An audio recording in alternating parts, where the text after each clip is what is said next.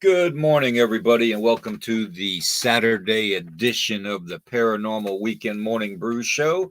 I'm one of your hosts, Nighthawk, and we got Grandmaster G backstage getting ready to bring him on. After I go over a few of these announcements, hopefully our brother Dennis will be able to join us today.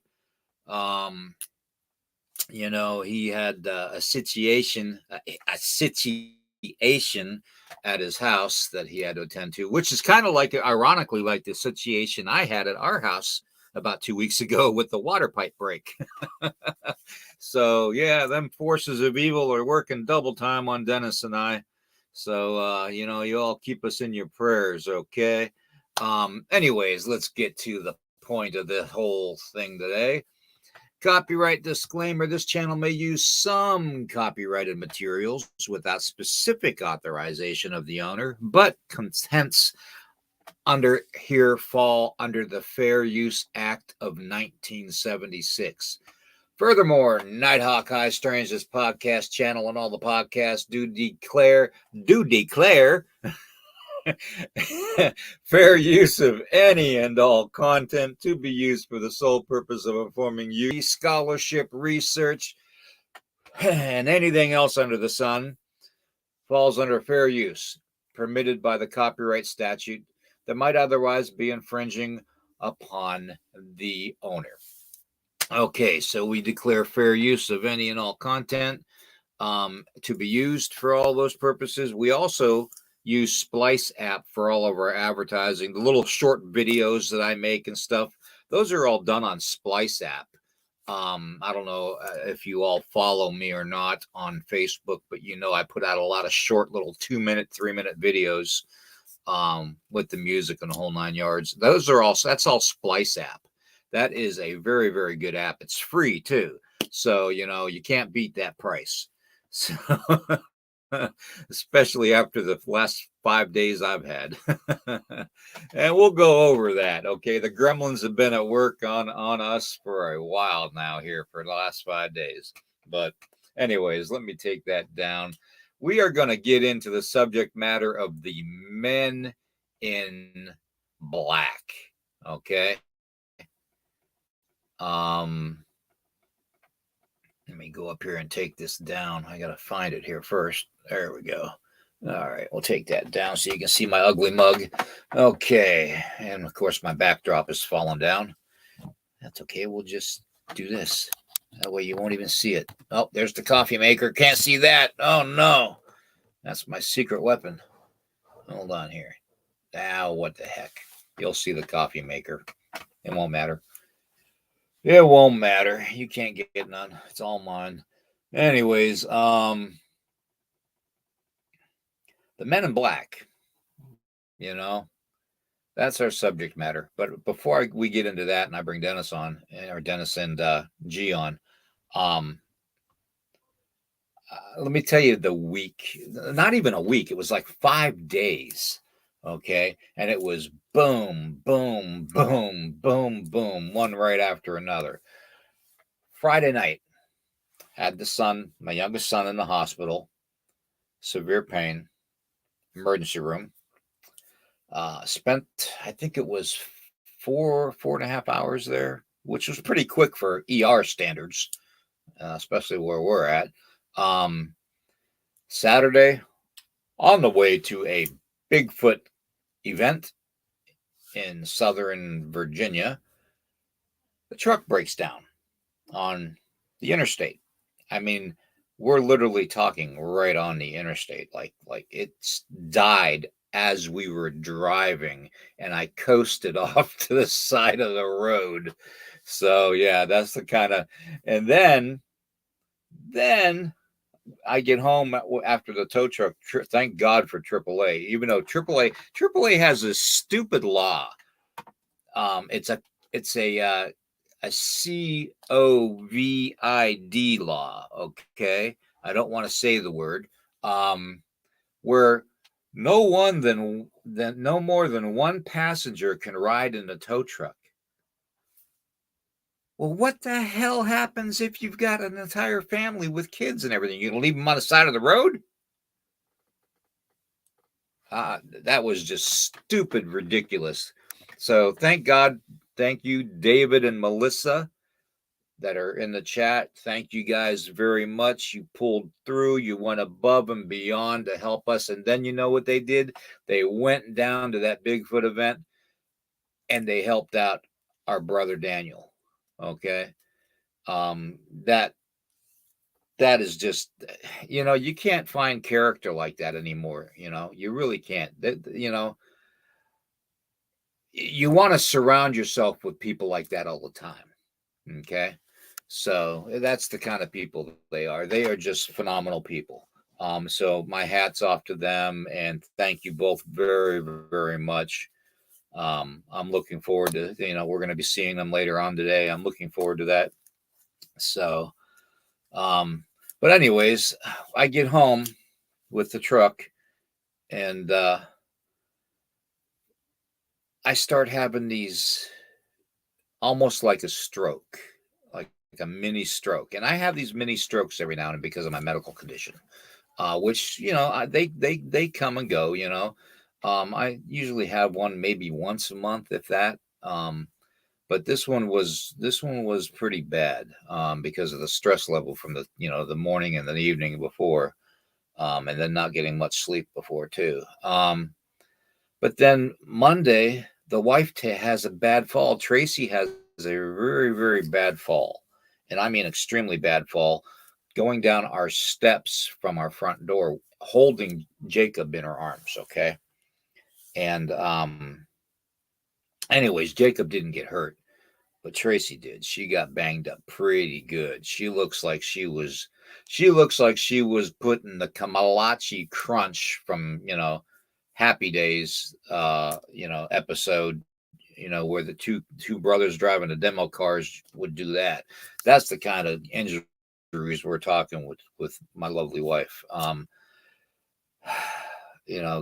bless her. The trooper that she is, she refused to go to the emergency room. She's such a strong woman. She really is. I give her credit. I really do. But she'd have to be a strong woman to put up with me, that's for sure. And all my BS. Uh, but anyways, that's the kind, so I was like two family members in the ER. We spent probably, it was probably close to 6 hours in the ER with Tracy Monday morning. We had a friend drive us, a brother of mine, drive us there and bring us home. But yeah, it's been a heck of a heck of a 5 days, man. I just want to crawl under a rock, somewhere and just, not come out for till next winter. You know what I'm saying? One of them days, one of them 5 days or whatever you want to call it, a week, whatever. But anyways, that's what happened. That's the stress level that we're coming down off of. And right now, um, you know, the bright spot in the whole thing is, we're alive. We're semi healthy. Jacob's healthy and fine and safe. So I mean, we got that. So, and the sun is shining behind the clouds somewhere. So, that being said, let's bring G on. Good morning. Good morning, brother. How are you? Good. We are going to get into the topic of the Men in Black. I don't know if you've ever had any dealings with them. Was kind of hoping Dennis would come on. I sent him the link, but he might still be doing mop up. Literally mop up from the water break in his place. But if he's listening, I wish him all the luck and have at it, brother. If I was there, I'd give you a hand. That. And even if I couldn't walk, I'd scoot my ass around on the floor like a turtle with a towel or something on my butt. So Yeah. so anyways, um, but yeah, we're talking about the Men in Black today. I don't know if anybody caught the conversation last night on Into the Red Rabbit Hole. I know you did, G, but it was fantastic.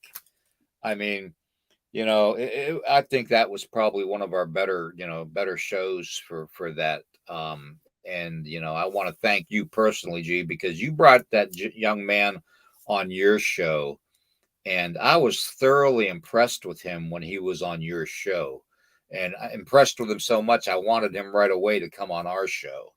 And we're gonna arrange it again so we can have him on again. He was just a wealth of just knowledge and just the thought process that he has is exactly like ours. It's amazing. And when you connect with those kind of people, it just makes your family bloom even more. You know what I mean? So Yeah, it was, Marquise is wonderful. yeah, I talk to him. I talk to him almost every day. yeah, yeah. But after the show last night, I got on his Twitch site and was talking to him a little bit before I, decided to try and wind down.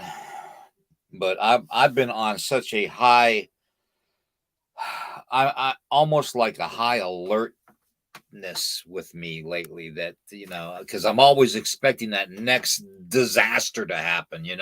So I'm at that point now, where I'm like, I'm like the squirrel, running around in the yard looking for a nut. So squirrel. But yeah, it's crazy, man. We the last 5 days have just been insanely crazy. um I don't even know where to begin with it. But anyways, I almost think that I would rather have a visit from the Men in Black to threaten me than have the last 5 days that I had. Yeah. So, um, that being said, they probably will. They probably will come visit me now. So thanks, Bill, with you and your big mouth. Anyways, now I've done a lot of research on the Men in Black. I've done, and I've had dealings with, let's say, questionable characters that could be classified as the Men in Black. To the point where one of them actually tried to show me his sidearm that he had on, as a threat, you know, because he pulled his black suit coat away from his hip, um, to show it, which is a nonchalant way of saying, I'm going to shoot you in your face if you don't shut up. Pretty much that's the kind of thing it was. Um, I didn't shut up though. So, here I am. Anyways, from the dealings I've had and from the information I've found, it almost seems like they're a combination of evil beings working for our governments. Now, I don't know. How do you feel about that? What do you think the Men in Black are? I don't really know. I mean, I always thought they were like governmental agents, and I thought they were all human. But now, since I've studied it and watched other people's shows, our shows, and we talk about it all the time, I think they're integrated with aliens or dimensional beings, or it's one of those things that we come to these conclusions, or we think we know, then all of a sudden we get thrown into another direction. I mean, you'll never know the truth, I don't think. Yeah, yeah. Well, I remember hearing a case that a pastor in Ohio had, and I believe it's a friend of Dennis's. That's why I wish he was on here because he could probably tell the story better than I could. Um, but this pastor was basically investigating or doing his own investigation on the Men in Black, and with a couple associate pastors in the basement of the church, and apparently, this Men in Black figure showed up and transformed himself into something very, very malevolent. Now, the other theory or thought process I had on the whole Men in Black thing, which is kind of a stretch, but then again, if you think about the whole shape shifting thing, maybe it's not that much of a stretch. Okay, maybe it might make a little sense if we think about it and hash it over and over and over in our heads. But do you remember somebody describing what they called the Council of Nine? Yeah. Okay. The Council of Nine is supposedly connected to the whole extraterrestrial thing. I've been trying to make the connection to from shapeshifters to extraterrestrial. Okay, and what I mean by extraterrestrial, I don't mean out of this world from Venus or Pluto or whatever yin yang galaxy. Extraterrestrial to me is something that is not from this specific piece of land. Okay, that's outside of our norm. So that being said, I'm trying to make the connection between the alien and the shapeshifter, and possibly the Men in Black could be that connection. They could be that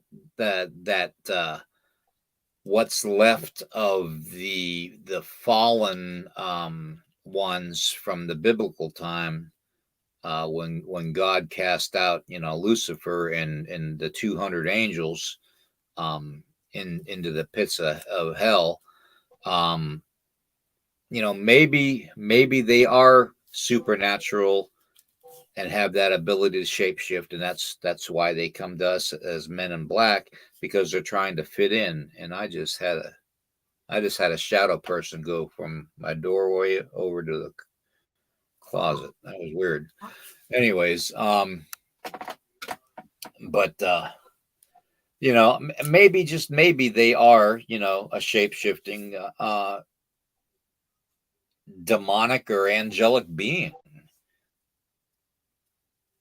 Yeah, there's reports of agents, Men in Black going to investigate, UFO sightings or people stories, and the people. Some of them they feel like they're malevolent, and that they have this evil presence to them, and then as the Men in Black are walking away and basically threatening the people not to speak up or tell anyone, they kind of take down their shades or sunglasses, and then they get the slits on the eyes, like they're reptilians or some other kind of species. You know, they kind of like the shapeshifter. You know, they let their little cloak down just a little bit just to scare the people. You know.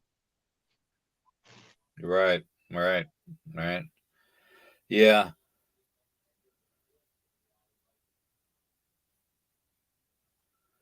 Oh, Lord EMP, what you want to do is send it to lakotaman333 at gmail.com.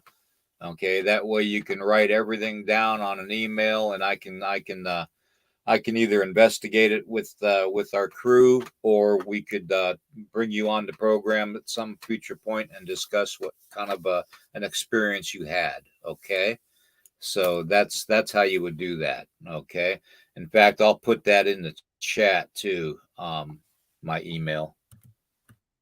That way, everybody can have it to communicate whatever experiences they have had. But you know, I've always had that feeling that the Men in Black were somewhat of a demonic force. You know, not necessarily extraterrestrial in nature, but more of a supernatural type of a being. Um, I'm not sure, what, that might be what's happening. Maybe they are trying to control the um how do you want to say it? The thought process of mankind over their experiences or encounters with things that they can't really understand, and they try to comprehend. So they force them into submission to being quiet, by threatening them or threatening what they could do to their family, or you know what I mean? That's my belief that they might be. There's beliefs out there that they are time travelers. Um, I don't know. I mean, what is your kind of thought process on what they could be? Time travelers, aliens? I'm interested in finding out the people in the chat also what they think. You know, it could be a mixture of everything. I mean, I'm sure there's flesh and blood humans in the agency, you know, or working for the government. You know, I mean, we've known about Blue Book and all the agencies that since then that have, you know, whether secretly or openly have studied UFO and incidents. But also, you got to wonder, you know, about disclosure or soft disclosures in movies. I mean, even the movie Men in Black, you know, how much of that is really true? How much of that do they really go out and investigate, and they're dealing with either terrestrials that are on our land that are maybe foreign to us or not a human race necessarily, but they do inhabit this earth, or maybe they're from inner earth, maybe they're a species that came from inner. I mean, you have extraterrestrial, interterrestrial, you know, you have terrestrial. It could be a mixture of everything. I mean, there might Yeah. be people involved in the government agency that other sections of the government agency don't really know in that agency. I mean, they're so secretive even among themselves that they don't even tell each other all the truth Right. all the time. I don't believe. Yeah. Well, I can tell right now we're gonna have problems because they're messing with your audio, brother. See, that happened Friday too, or our last show on Wednesday. It was all muffled. I don't know why. So I restarted the tablet. I haven't changed anything. Yeah, I think they're messing with you. So that's just a thought. But anyways, yeah, we had a run in the one time we went to the grocery store, and I noticed that there was this dark SUV following us with government plates, and it made it so obvious it was laughable. I mean, if they were actually trying not to be seen, they were the worst surveillance um, Men in Black I'd ever seen. But they followed us to the grocery store. They parked like four uh, parking spots down from us, Same exact lane, just 4 down from us. And Tracy went into the grocery store, and I was in a truck with Jacob. And I start, looking around. I noticed a guy standing outside the SUV, and the other one walked in to the grocery store. And the guy standing outside the SUV in the black suit, just casually does this, and he exposes his sidearm on his side, and he's just kind of standing there looking at me, and then he pulls the coat back. So me being the smart ass that I am, and I'll admit it, I'm a smart ass. Okay. I get out of the truck, windows down in the truck. So, Jacob was fine. I get out of the truck and I show him my sidearm, and I get back in the truck, After that, he must have called his buddy because he got in the vehicle, started the vehicle, and his buddy come out of the store, got back in the passenger seat, and they took off. So, but I have pictures of them, of their vehicle. I have video of him with his sidearm, all on my, well, I shouldn't say this out loud, but I have them somewhere. Let's put it that way. So, but yeah, that's my experience with them. After I showed them the sidearm, they really didn't stick around very long. So I don't know, maybe they were men in black in training. So, but anyways, let's see. Good morning, everybody. Good morning, Tomb, Ozzy, Sue, Cynthia, my lovely wife Tracy, Dave, and Melissa. I think I saw Ray's name in here. Yeah, there he is, Ray. All right. Lord EMP. Let's see. Crystal J's in the house. Good to see you too. Okay. I think that's everybody. Maybe not. Okay.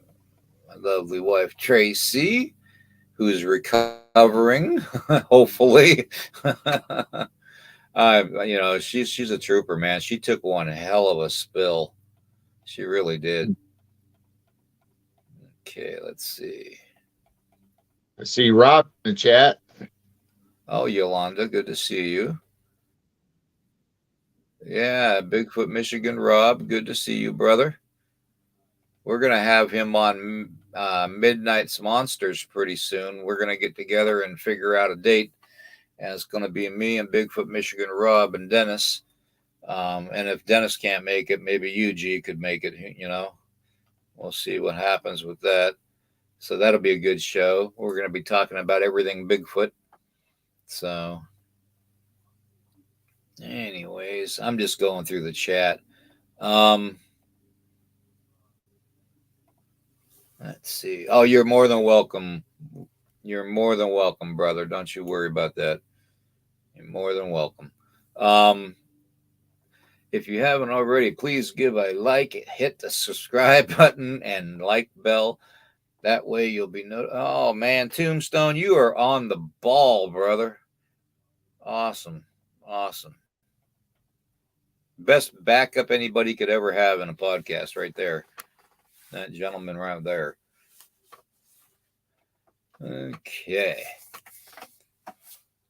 There's Melissa saying hello to you.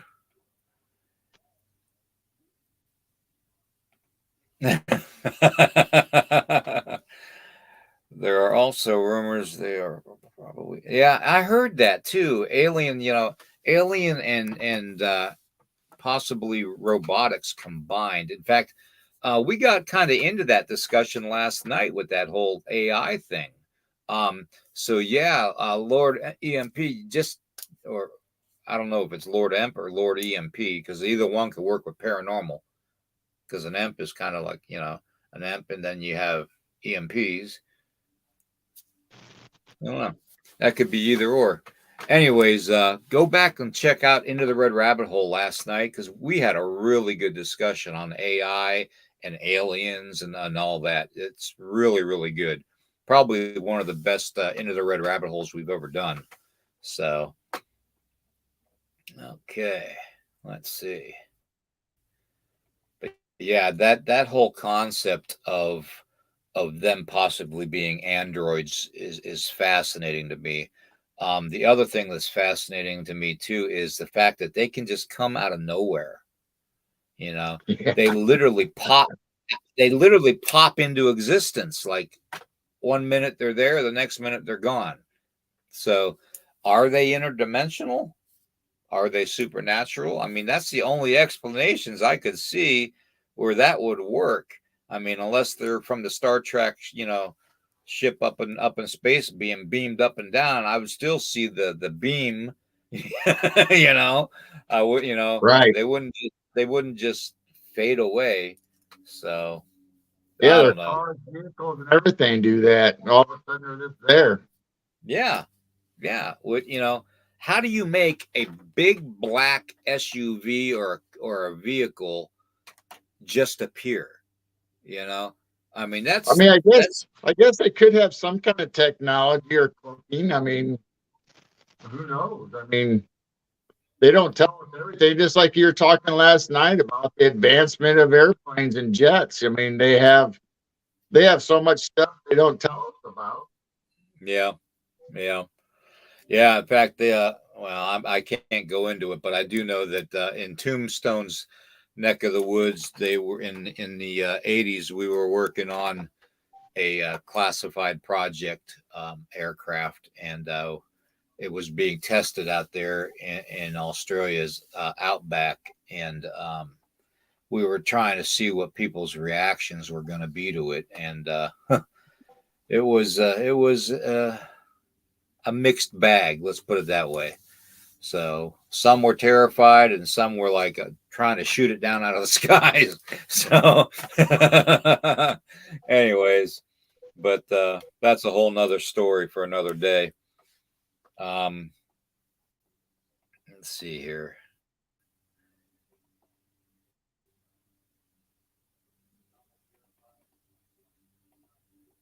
Let's see.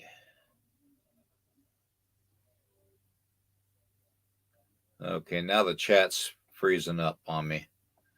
All right, there's always some truth in the movies. Yeah, yeah, yeah. Lord, you're right. You're absolutely right. I almost feel like Hollywood, that some aspect of Hollywood is trying to leak information to us gradually through movies. Um, or maybe they're just doing it to do it, and then all of a sudden it manifests itself. You know, because we've talked before about that whole thing about manifestation. And I know from my dealings in the black arts and stuff, with the Native American aspect of it, that manifestation works, dude. I mean, I can't tell you all how many hundreds of times I've used the manifestation process when I was growing up. Um, and not for good things. Um, so yeah, it does work. It has a tendency to work a lot better if you're negative, but you know, it works if you're positive too. So, and I'd rather be positive than negative when you're manifesting. So, Well, I mean, just think about Slender Man or Hat Man. You know, that didn't exist. You know, was it made up online? Then all of a sudden, now we actually really have that entity that is wreaking havoc everywhere. People are seeing them. I mean, that's a yeah, manifestation right there that everybody brought it into existence. exactly, exactly, exactly. My brother Juno's here. Good morning, brother. Hope you're safe, healthy, and staying cool there, because I know it's probably pretty dang hot right now in that part of the country. Um, let's see here. All right. So is my audio I've only cutting in had and out, one or is it person just in the muffled all comments the mention. time? It's muffled, but it's going from muffled to loud, back to muffled to loud, back to muffled to loud. It's up and down, up and down, up and down. Yeah. So like somebody's messing with the treble button or something, you know. I wonder if it's the auto volume.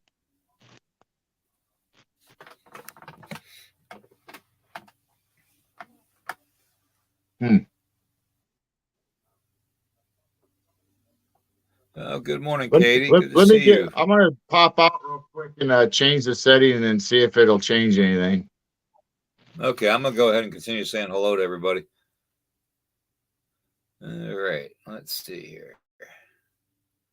All right, while he's doing that,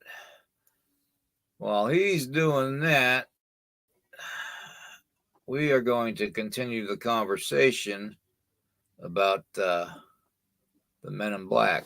You know, when I had that encounter at the grocery store, um, you know, it's a pretty ballsy move to try to threaten them back.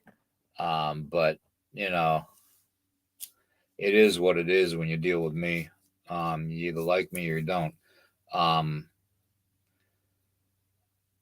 but for the Men in Black to constantly go to people and threaten them with their safety of being harmed or their family member, or threaten to extricate them from some aspect of their social life, drag their name through the mud, you know, that kind of a thing. That's to the point where controlling becomes an obsession. Controlling the situation and the narrative. And usually the only ones that try to control the narrative in our lives is our governments. Okay. So they are obviously working hand in hand with our governments. Okay. They're obviously working hand in hand with our governments because they're probably doing the old reverse engineering and collecting all these extraterrestrial vehicles per se. What do you call them? UFOs, UAPs. Doesn't matter what you call them. Uh, Flying discs. You know, it doesn't matter. It's still, I think that they are working very, very in hand with our government, and if they are, then our government needs to realize that when these Men in Black threaten their own citizens, that it's our government that's doing the threatening, and that's a violation of the Constitution, okay, of this republic. All right. It violates every moral and ethic code out there if to do that. Okay. To keep somebody down and keep their family looking over their shoulder because you're being threatened. Um, You know, we all have bad things happen to us. We don't need to be threatened. Um, Karma's a bitch. We all know that. Okay. Um, so we can take that for what it's worth. But the Men in Black just seem a lot more nastier than your normal thugs.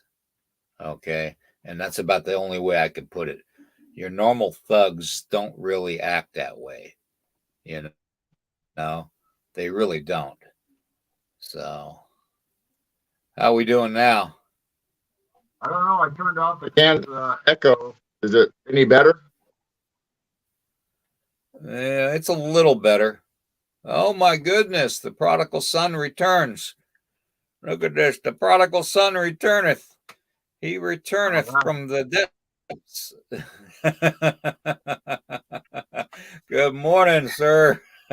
It's been quite a weekend so far.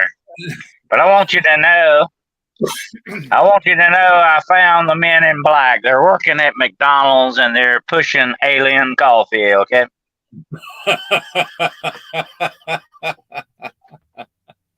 Alien coffee, man. You might have hit a nail Yep. on the head. We might have a great marketing tool there. Alien coffee. Yeah. Come get your alien coffee. It's out of this world. Yeah, there you Yeah. go. Look at that. Mhm. There you go. Come get you some. It's out of this world. It ain't. Put it this way, it ain't like any I ever drank before. That's for sure. Whew. I'm Oh sorry man. I've been out of commission. I tell you what, I have had quite a time. I'm learning to be a plumber, so you guys might have to call on me one day. But I'm learning this the hard way. But but I'm still not done. I got to go back here in a little bit. I've got a boat I've got to cut out, and oh yeah, and it's in a tight spot, and I've got to get my Dremel tool and try to cut this thing out. Once if I can get this bolt out, I'll be halfway home. You know, so that's always something, definitely. But I've been dealing with this for 2 days. I got no water, because of it. But and here's the top it all off. When I went to turn my water meter off, out of the road, I pulled the cover back, and there lays about a 3-foot copperhead. And I'm gonna warn the meter guys, if they come read that, you better watch where you put your hands. He was a mean little. I didn't have my snake stick. I got a stick that I catch snakes with. I didn't have my stick with me, so he got away from me. I'm still looking for him, though. He'll turn up again. But anyway, Hopefully not in you're talking about the men. You're talking about one of my favorite subjects today, the men in black. I've had my run-in with them too. It almost cost me my life too. I think it had a lot to do with what happened to me. But I'm gonna tell you what. I think they're just downright evil and supernatural in that respect. But I believe there's different types of black men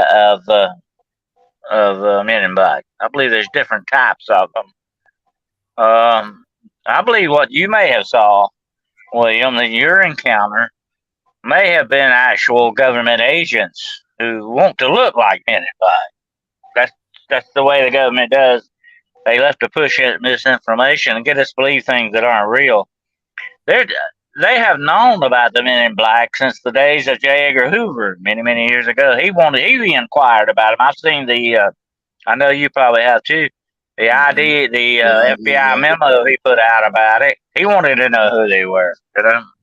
Yep. So it goes way back. Yeah, that does make sense. How they would probably be more human than interdimensional or supernatural. Some of them. Yeah. They didn't. No, I didn't interact with his partner at all. I just interacted with the one. Well, the encounter I had with you and Geryl, the encounter I had was downright spooky, supernatural. I mean, there's no way these guys could have gotten out of that huge parking lot, that quickly. I mean, it's just like I think they backed out of that parking space and drove into another dimension. That's the only thing I can tell you. Because there's no other way they could have got. And I drove around for hours after that looking for these guys, and they were in a very nice-looking old Cadillac. I mean, it would have been easy to spot, But it was like, and here's something when you see something like that, okay? It seems like you might check your mic there, girl. It seems like that this thing just doesn't belong here. You know what I mean? You get that feeling when you see something like that. That, hey, this is either out of time or space or both. It's just like you're looking at an otherworldly thing. It just does not belong in your space. You know what I'm saying? Yeah. Weird. No. Yeah, Ozzy Sue says that there's still a lot of weird stuff happening at Pine Gap. Yeah, she knows exactly where I'm talking about. Mm-hmm. I heard of Pine Gap, yeah. Good day to him. But Okay. it's a freaky subject. I mean, if you go back, have you, William and Gerald, have you ever read the book about that was put out by Bender about the three men? Have you ever read that? It goes back deep, and you need to get you a copy of it and read it. It's very interesting. That's where the modern day phenomenon of the Men in Black kind of started with Bender. And he was writing about, I think he was investigating Roswell and some other things. And he wrote this book back in the mid 50s. I think it was around the mid 50s or late 50s, somewhere in there. And it's called The Three Men, Flying Saucers and the Three Men. I have a copy of it. You can still get reprinted copies of it. It's very, they came and intimidated this guy in his room. He lived in a room, I think, in the attic of his parents' house or something. But he had a UFO magazine he was putting out. Now, you know, back in the old days, way before there was every such thing as the internet, podcasts, and all that stuff, a lot of UFO and paranormal enthusiasts put out their own little magazines. That was the only way you could communicate with people, you know. Unless you had a party line on the phone, and a lot of people out there listening to me don't know what a party line is. But that was the way you put information out, and you connected with your sources, and you talked to people. And of course, they thought all this stuff, these people were nuts. They called them UFO nuts, you know. But they got together and talked about sightings and the things they saw. So these men came and intimidated Bender and scared the crap out of this guy. And he said that although they appeared human, he said they didn't feel human. You can catch what I'm getting on that. Never joke about coffee. The best brew bean juice. We got another coffee addict here. But anyway, you check it out when you get a chance and read it. It's a very interesting story, but that's kind of where a lot of this Men in Black stuff started. And my friend Nick Redfern, who's written several good books about it, matter of fact, he includes me in one of them, about the Men in Black and the Women in Black. There are women in black too, by the way. They are a very interesting study, and I consider the Men in Black not just part of the UFO thing. I think they are a big part unto themselves, because they transcend not just UFOs, but they get into Bigfoot. They go into other areas of the paranormal and the supernatural. That's what makes them so interesting. They're everywhere, you know, not just in one thing. Right. Wow. That dude would call them. I tell you what, David, if I crawl in my house, they'll probably have to pull me out in the body bag. Okay. I don't think I'd make it out. I don't think I'd make it out alive. Okay. But anyway, I'd probably find I'll probably find the rest of that Copperhead family under my house. Probably.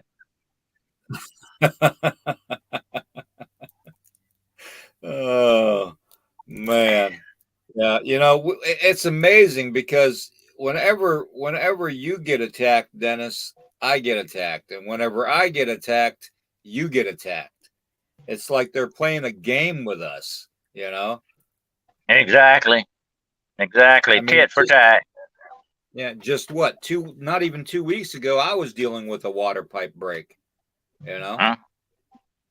So it's like, you know, we went without water for the better part of the whole day, you know, and a half almost. And I think this is working out to kind of distract us, William. You know, if they can't, here's the thing about it, and you watch this pattern real close. If they can't get to you spiritually, they do things physically to distract you and take your mind off of the important things, you know? That's just the way they operate. Yeah, definitely. Yeah. Well, they're gonna really find out that it's a mistake messing with us. So that's all I can say. So That's one thing I like about your run in, and I would have been the same way. Like I said the other day, I had them taking pictures of me at Walmart. I was coming out of Walmart, and there they were taking pictures of me. I was going over there and confront the guy.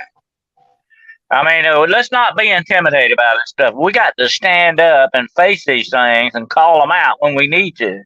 You know, we need to be badasses about this. Definitely, we got no other choice. Yeah, we got to do that. Yep, exactly. Exactly. Yeah, it's one thing to be intimidated, but for them to threaten people's families, or make things happen to their families, family members, whether it's via supernatural means or whatnot, or let's just say magic means like hexes or curses and stuff like that. You know, when you mess with somebody's family, here's the thing, like you're that, messing William. with their life. Just like what happened with poor Tracy. It seems like they kind of get to the ones around us sometimes, and that could have, of course, been an accident. We can all have accidents, but it just seems too darn convenient many times. Right. You know what I'm saying? Yeah. And why, whatever, if you think about it, and G, you probably know this too. When things happen, they usually happen in groups of 3. Why is it always 3? Is it a mock of the Trinity? It is, I think, that way. That is one thing. That is why evil likes to use that number 3. And look at 666. 666 is 333 plus 333. That's the way it comes out. They use that. I've seen that happen so many times, William. And like I said, their height of power is exactly 3 a.m. in the morning. I know you know this well. That's when they do their most virulent attacks. That's when they really come after you. And you know what? And I've told this to a lot of people, and I've seen this happen so many times. I mean, I've been in that situation.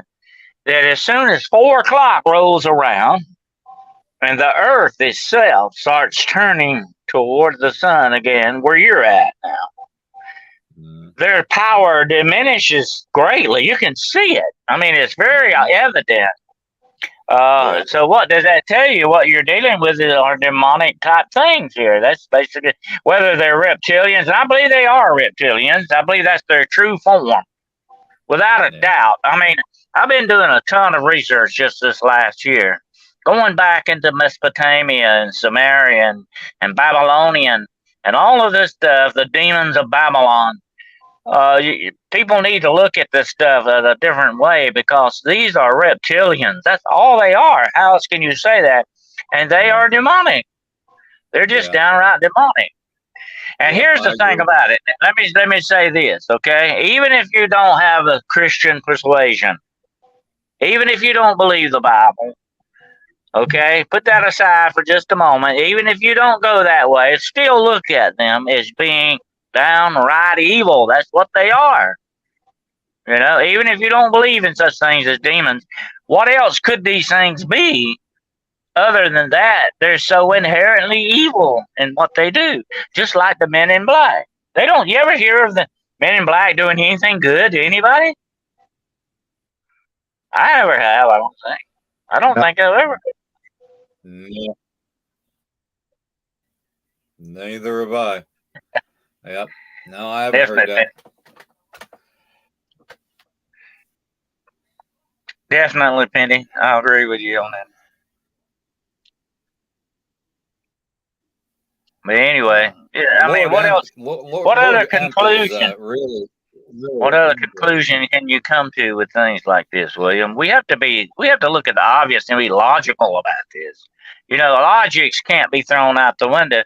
That's why they call us conspiracy nuts. Oh, you're nuts, y'all. But let's look at the logic side of it. It makes perfect sense in the big picture when you look at it.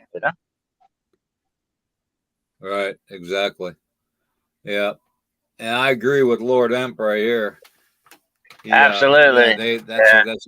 that's exactly, and I can that's the thing, in my state now. I legally can open carry should I want to. I'm not going to though, but I can legally open carry, so I don't have to worry about anybody saying, "Oh, that man's got a gun." right. I don't have to worry about that. Yep. Yep. I'm gonna be honing my knife throwing and hatchet throwing skills because once we run out of bullets, that's gonna be all we have. I've always been a big believer in knives. I've always carried a knife. One that you can not a pen knife, but I'm talking about a real knife. Okay, one that you can defend yourself with. It's always good to have a backup plan just in case. Definitely. I've got, and this is legal too, by the way. I've carried pepper spray. That's from my old law enforcement days because there is a non-lethal way that you can get somebody off of you if you have to use a deadly force. You can still get them away from you in order for you to use deadly force. You know what I'm saying? So pepper spray comes in handy. Just don't spray yourself in the eyes Yeah. with it while you're doing it. Though. That's the main thing. Is this thing working? Don't do that. Yeah. I actually yeah, yeah. I actually recommend you know, there's a style of fighting that they taught us in the SEALs, in the special forces, and you know, it's been coming out to the public more and more lately. If you have somebody that's say a black belt in karate, that's fine. Yes, you have the capability of defending yourself. But if that same person is waiting and doing things to a routine that's in his head, to the hand and the fist and all that and the feet, that's predictable to a point. Okay, especially if you're knowledgeable enough in the arts. Um, so we do what it's called rat fighting. Okay. Mm-hmm. Rat fighting is if somebody comes at you with a knife, okay, and say they've got a knife. What you want to do is you want to smack the hand, smack their face, several Mm-hmm. times, and then take and grab the wrist and disarm the knife. It's that kind of stuff that you need to learn when it comes to And hand to hand. here's something you got to remember too. And I was taught this. I was taught how to kill people. Okay, the correct way to do it. I know that's a bad thing to say, but I was taught that was ingrained in me. Okay, I'll never be able to forget it. But here's what I was taught. Okay, here's what you go after first. Don't worry about body blows and other things, unless you got to knock a gun out of somebody's hand. That's a different thing. I'm talking about. Don't worry about punching somebody in the stomach or anything. This is what you go for: the head. You go for the head, just like with a snake. What do you do to take care of a snake? You cut his head off. You take the head off. You do the head thing, the head. But look at Chuck Norris. When he used to do the roundhouse kick, what did he always hit? He didn't hit him usually in the stomach. He went the head. That's what you got to go after. That's where the power is. You understand? We call that a power point of the body.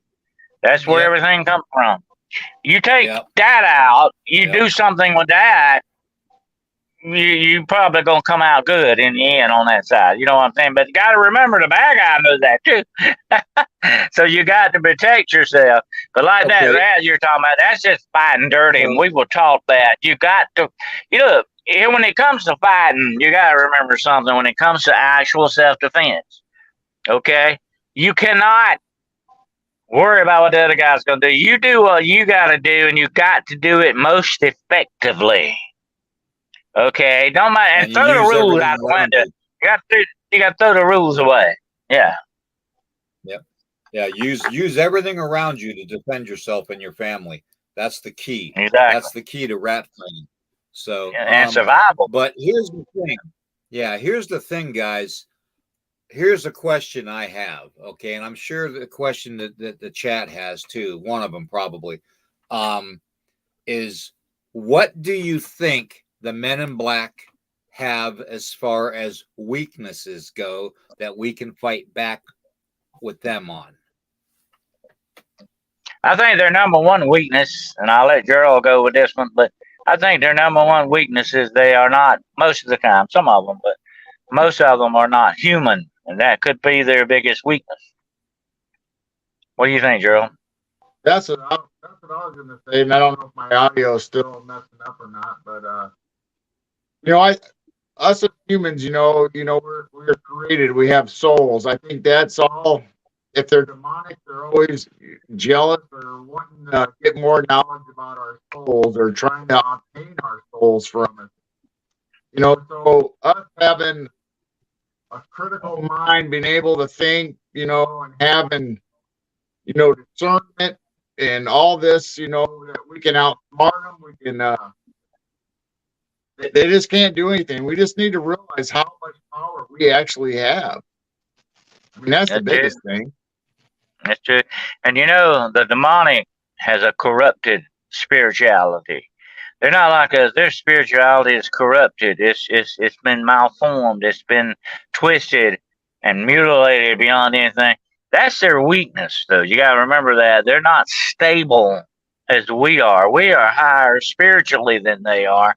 Although they may be smarter, they may be stronger, and they may have an uncanny sense of survival that we don't. But we are spiritually stronger than they are. And I think that is the number one weakness of the Men in Black, is their debased spirituality. You basically you're chalking their weaknesses up to basically them not being human. Is that correct? Or yeah, that would be one of their weaknesses. That would be one of their weaknesses. Yeah. Okay, major weakness. You guys think, and I'm going to ask this to everybody in the chat too. Okay, so answer this if you guys can. So what do you think their soul or being soulless has to do with it?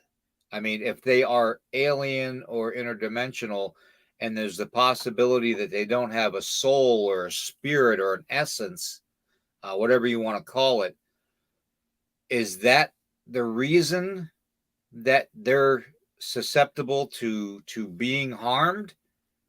Because they logically are not human? That would trip them up, I think. Don't you think so, Geryl? Yeah, I think so. I mean, obviously they're either dimensional or whatever, like we described. So they have some kind of spiritual or demonic, if you want to say, essence to them. So, and if you go to the demonic, theory, then obviously they don't have a soul, or they're in search of a soul because they're not a created being like we are. But something that sits there and it's fascinating and examines an ink pen or doesn't know what Jello is. To me, they've got a distinct disadvantage going on there. To me, that would be one thing you could exploit, and their spirituality would be another part. So I think they have their weaknesses just like anything else. But I think what makes them so hard to deal with is they are supernatural entities. They are, and you got to remember this, and William knows this very well. When you deal with supernatural entities, you got to deal with them on their level. You can't take it from a physical thing, That's just like it says in the Bible that Jesus made a very important statement on spirituality in the Bible. I was reading this the other day. He said, now you got to listen to this very closely.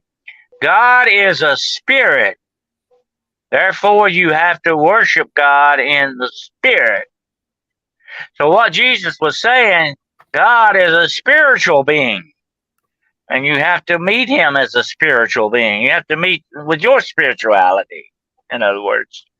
And that's what you may be dealing with the Men in Black. But you got to remember, you got an advantage because you are higher spiritually than they are. And if they are aliens, soulless aliens, if they don't have a soul, then you really got an advantage on them. because you got something they don't have. You know? Yeah. Yeah. Agreed. And I'm for one that I'm under the theory and the thought process of and I actually affirm that that having our soul makes us much more stronger than we would normally be without a soul. So, I mean, Exactly. could you imagine going up? Could you imagine going up against these men in black without a soul? I mean, that would just be you'd be walking to your death probably. So, And here's something else we got to think about too. And I'm just gonna throw this in, okay? Men in Black have actually been seen at CERN. mm-hmm. Think Yeah. about that. Think So, about the ramifications of that for a minute. As well.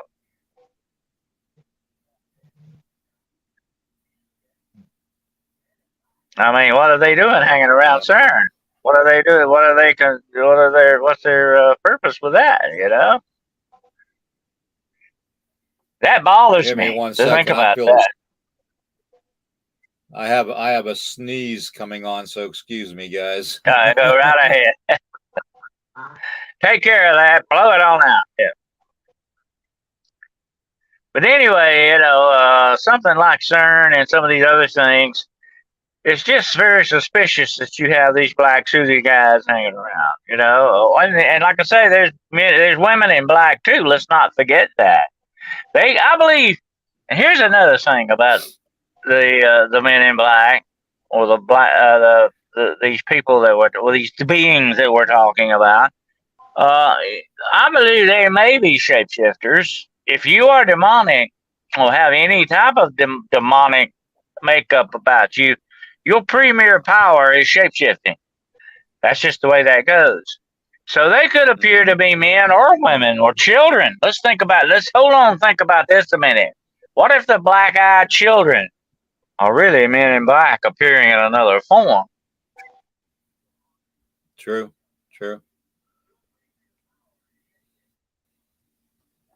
Yeah, the That's eyes. it. The eyes got rid of what? Well, you better watch. Don't look in the eyes. Don't waste your time. That's very true, David. Don't waste your. Do not make eye contact. Don't do that, especially if they're demonic. Don't do that. It's no time to make eye contact. You got to watch the hands and watch. There's certain body. We were taught there's certain body movements. Like you can tell when a man's going to pull the trigger of a gun without a doubt. You know that's what's Yeah. happening. And like you said, somebody said in an earlier comment, if you put your hand on a gun, then that's the end of the game, guys. That's where it gets deadly. If you put your hand on your gun, and I got my gun, something bad is going to go down because I know you're not. When you start putting your hand on a gun, Man. and we were taught that. Listen, we were taught that as law officers, do not put your hand on a gun. You always used to see them at TV. They put their hand on a gun. They lean on. We do not. We're taught not to do that. Do not put your hand on that gun until you're ready to draw that gun.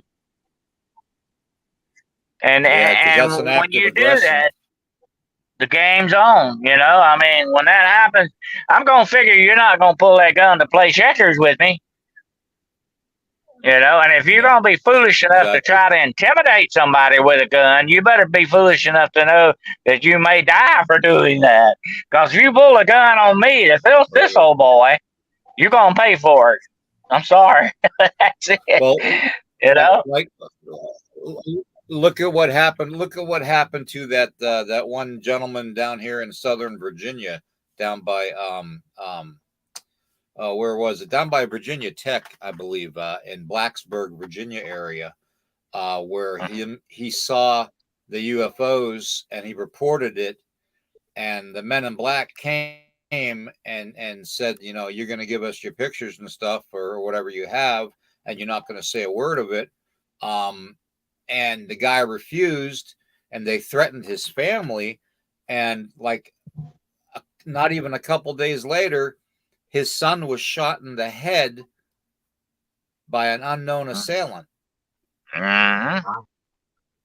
That doesn't surprise me. That's happened in other cases in the past where they either mysteriously disappear or found dead of suicide, as they say, and so on and on.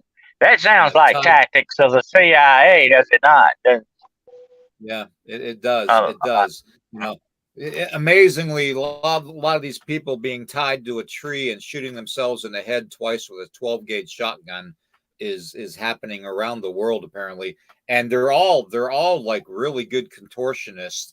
And the fact that they can squeeze the trigger after the first time you're shot with a 12 gauge for a second time, that's a heck of a person. I mean, no wonder they double tap themselves. So.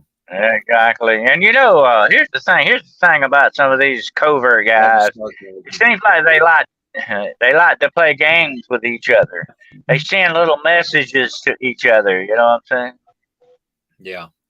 Say, hey, I'm doing this. I'm doing shotguns this month. What are you gonna do next month? You know, that thing. Yeah. Yeah. Next, it'll be lawn jarts. Yeah. There you go. Makes me wonder. Those of you that don't, I've already left instructions with certain people that if something happens to me, it needs to be thoroughly investigated. Okay. If it looks like a suicide or if it looks like some kind of weird, strange accident, I want it looked into because there's something else going on with that. Because I am a mentally sound person, and I think you guys are as well. Mentally sound people. There's no reason you just up and go in the next room and blow your brains out or kill yourself. There's no reason. I'm gonna tell you something about suicide, okay? And I've had several friends who went that way, unfortunately. Suicide is a mental illness, okay? It's a sickness of the mind. You got to be off to do that to yourself, okay? You don't just get up and go in the next room and kill yourself for no reason. There's something is not clicking right here, okay? We know that, okay? So, but that is why it is one of the favorite tools of the CIA, because it's so ambiguous. You can't prove it if it's set up right, Yeah. If you remember from the 70s, the Blues Brothers, they portrayed themselves as Men in Black, which was ironic, that they did it because back then, really, Men in Black really wasn't that well heard of, in those days. So for them to take that step out of the box and portray themselves as Men in Black with the sunglasses, the hat, the suits, and all that, the tie, Yeah, my favorite line We've got a half a tank of gas, a pack of cigarettes. It's night. We're wearing sunglasses. That was their line. That was their tagline. But here's the interesting thing about the Men in Black: the movies actually didn't happen because right after the Blues Brothers, a guy wrote a comic book about the Men in Black. And they took that comic book and made movies out of it. That's where you get these. That's why they act so much like comic book characters in those movies, because that's where it comes from. A comic book. They have no relation at all to the real Men in Black. Okay, the real Men in Black. I mean, the Blues Brothers were closer to the real Men in Black than the movies are. You know what I'm saying? Look at that. Look what Katie says. A huge black reptilian demon manifested to a friend. Wow. I think they were talking about, I think they did, Jessica, the Cryptid Huntress did a show the other day where somebody in North Carolina had an encounter with a reptilian in the woods. And I would like to talk to that person and interview them and ask them, have you been doing anything that would have made certain forces interested in you? I would like to know if there's something more to that story in that respect, Reptilians don't just show up for no reason. Reptilians have to have a reason to show up, Yeah, and maybe it's the location too, though, where they show up. Maybe it's It not the possibly person. did. Maybe it's something at the location. So Could be around a I don't know, dome or G. What do something. you You think? know, it could be a dome there somewhere. Or it could be one of their bases or something. You never know. I said I'd like to know more about that. That's interesting. But she, I think, was supposed to remote view it. I don't know what results were on that. Hmm. But anyway, that's interesting. That's what was interesting about the lizard man of South Carolina. He came out more as being a cryptid. In that way, what I'm saying, he acted more like an animal. You know what I'm saying? More like that than it's something with an intelligence. Because he attacked cars and chewed on bumpers. This sounds like a vicious animal kind of a thing. Although he just happened to be a big lizard or something. But um, when we talk about reptilians, we're talking about something that has a vast intellect. They're not stupid. They're not just going to walk by you in the woods for no reason. You know what I'm saying? They're Yeah. smarter than that. Yeah, Vaughn. Yeah, they are. There is probably the difference between the one that attacked the cars and stuff down in South Carolina, or North Carolina. I can't remember. Was it North Carolina or South South Carolina. Bishopville, South South Carolina. Carolina. Yeah. I've been there. Yeah. Yeah, Bishopville. Yeah, Bishopville. That's right. Okay. Yeah, up the one highway there. I obviously there's several different types of these beings, because one is more of a kind of like a relic of the dinosaur era that has genetically transformed over the years into something that walks upright like a lizard being. But then, like you said earlier, both you guys said earlier, that with the lizard beings, and the Men in Black, that's what I think they are. I think they are the demonic lizard beings, the shape shifting lizard beings. I remember one account. And I poured over 1,000 of case histories of the Men in Black. I remember one account. There may be more than one. I'd have to correlate that fact. But where a witness said that they saw the tongue of the Man in Black, and it was split, forked tongue like snake like. Yeah. That was the sighting in Las Vegas by the musician, I believe. Yeah. Is what that. And why are the glasses? Why are the dark glasses? Are they hiding those reptilian eyes? Yeah. Yep. Exactly.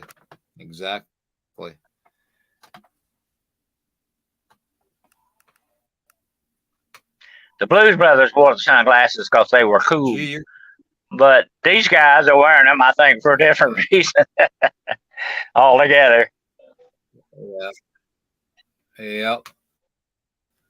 You come to think of it, you see a lot of the people that change, that we catch the changes of their eyes. Like, everybody's seen that video of Hillary Clinton's eyes changing. Everybody's seen the video of Queen Elizabeth's eyes changing. I mean, those are two of probably the most prominent videos out there of eyes changing. But if you look back at those videos, what did they have in their hand at the time, or above their head at the time? Glasses and sunglasses. So, obviously they're trying, there might be a connection there with the eye coverage, to hide the eyes.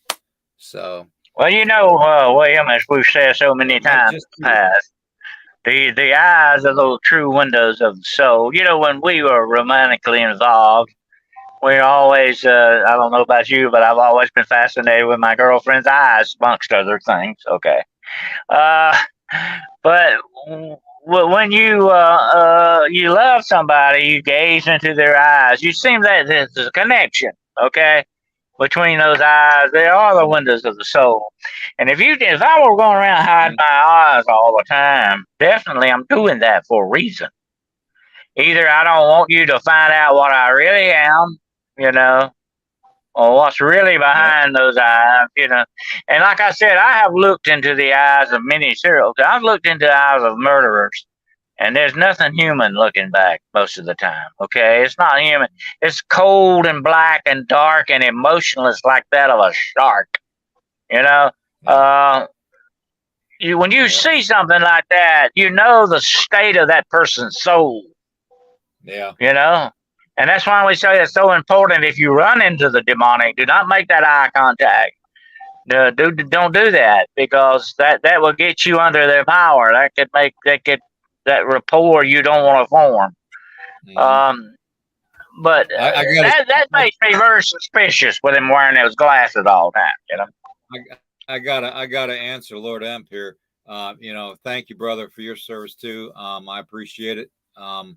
But you know, I'm not one to really worry about the whole service thing. But I got to show you guys something that I'm wearing. Okay, this is a shirt that my wife got me for Father's Day, and it says I'm a dad. Okay, and then it has this, and then it has and a veteran, and nothing scares me. There's me. That's pretty good. That's pretty good.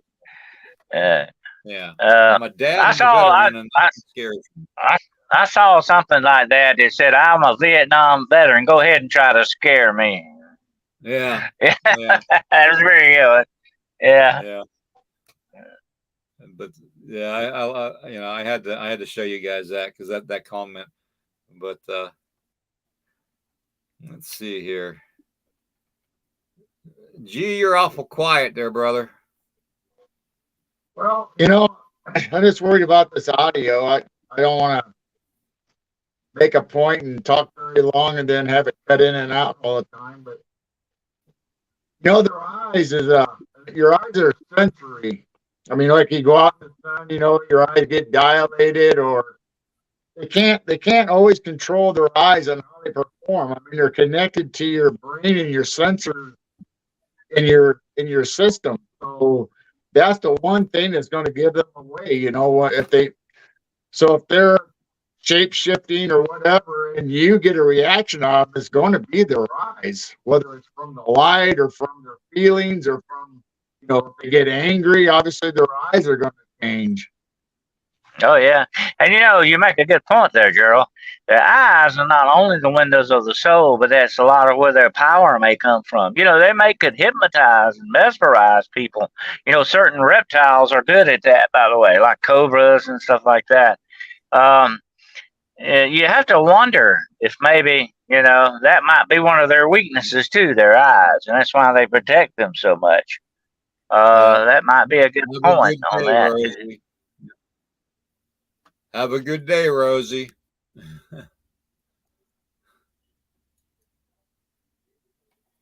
Anyways, let me get this back on here.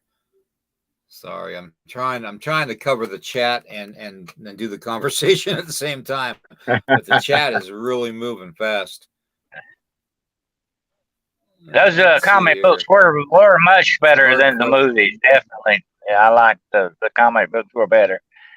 Most of the time, comic books and the books that movies are based on are a whole lot better than the movies themselves.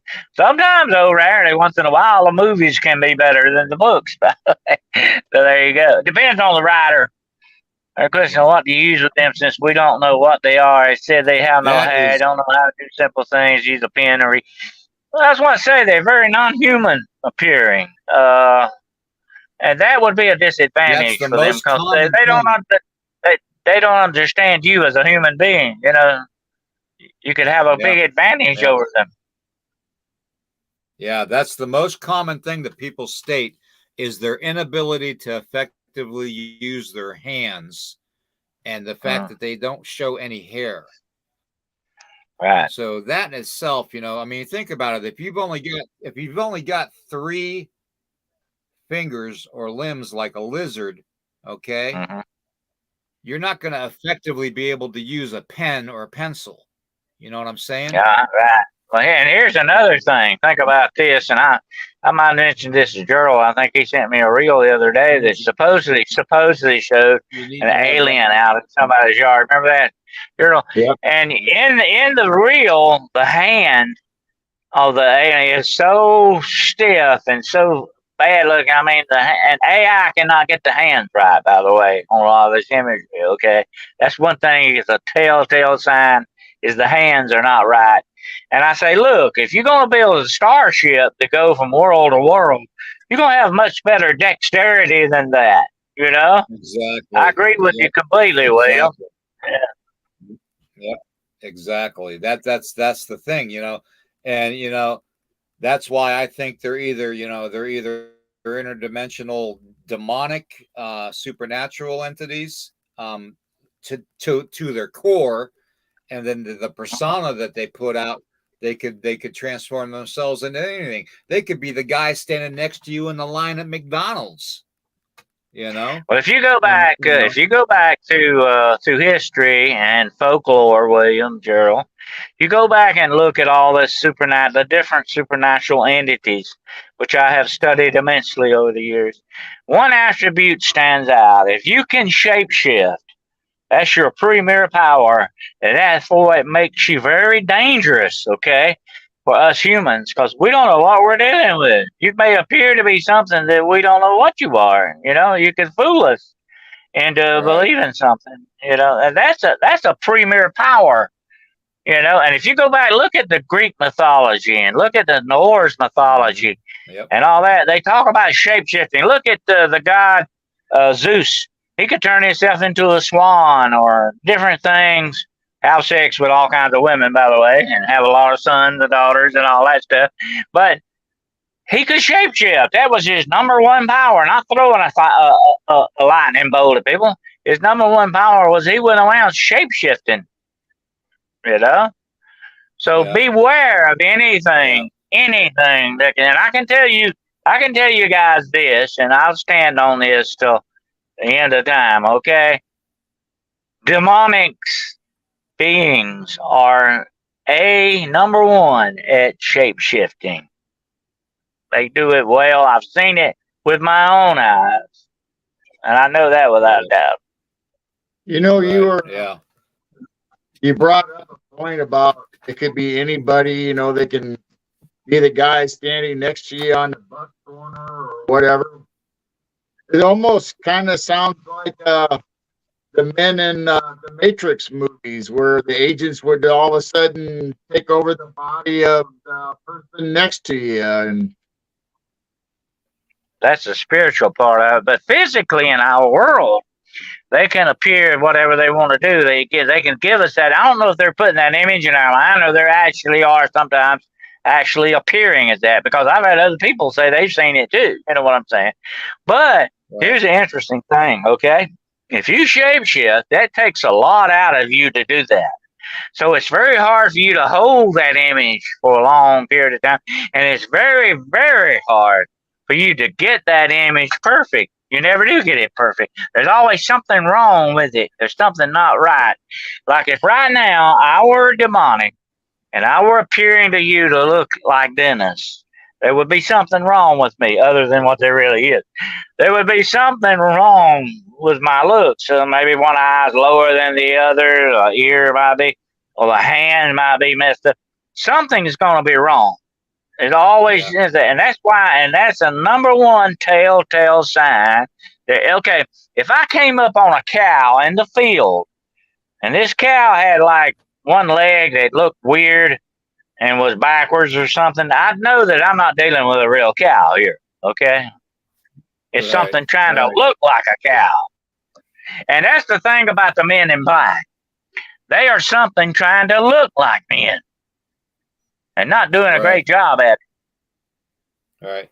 And let's not forget, it's not just the physical features, too, that you could use to tell.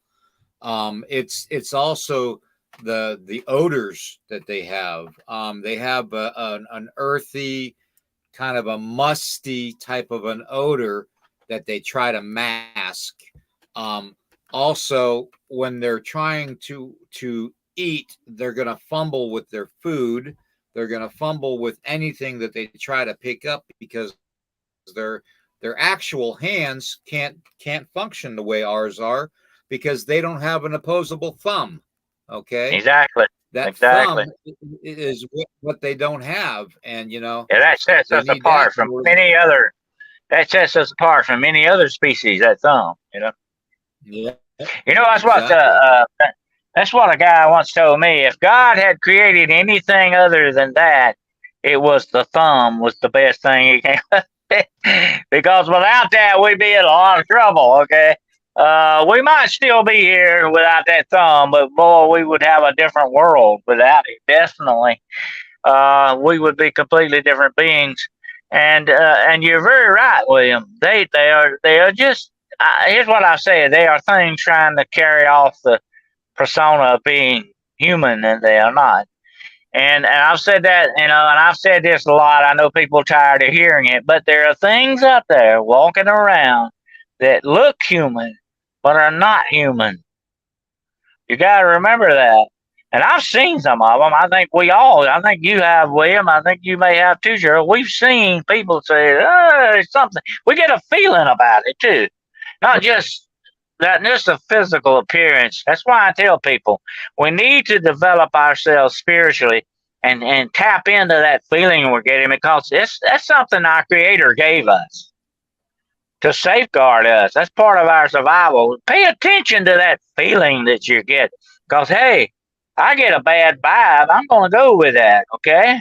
If I'm getting bad vibes, there's a reason, you know?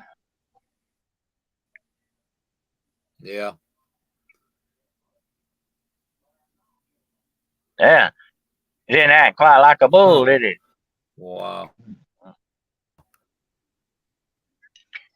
We may run into animals. Just like, and we've got so many reports of the His not father deer, and my father. the not deer that the people talk about. Deers do not walk around on their hind legs, okay, folks? They just don't do that. I'm sorry. Bears might do it. Wolves do not, deer do not do that. Wolves don't either, by the way. Well, a wolf could stand on his hind legs if it had to, but deer don't usually do that kind of thing. The deer's body weight is down on his legs in a different way than it is on other animals. Horses can rear, but deer find that very hard. They can rear up, but I'm just saying they're not gonna walk around. These not deer that people seeing. I have to wonder if that's another manifestation of something else altogether. You know what I mean? Yeah. Talk a little bit, Geryl. Let's see if you're sounding better. This afternoon, after we get off, we got a new router. It's they gave us 1G of internet, and we got these new routers that we got one in the basement and one upstairs, and they do Wi-Fi, but they communicate Bluetooth. So I'm wondering if I need to reset them. The audio problem started after we got these. Hey, if you do me a favor, okay, try this. If you have your cell phone with you, turn the Bluetooth off on your cell phone. Turn the Bluetooth off on your cell phone. Yeah.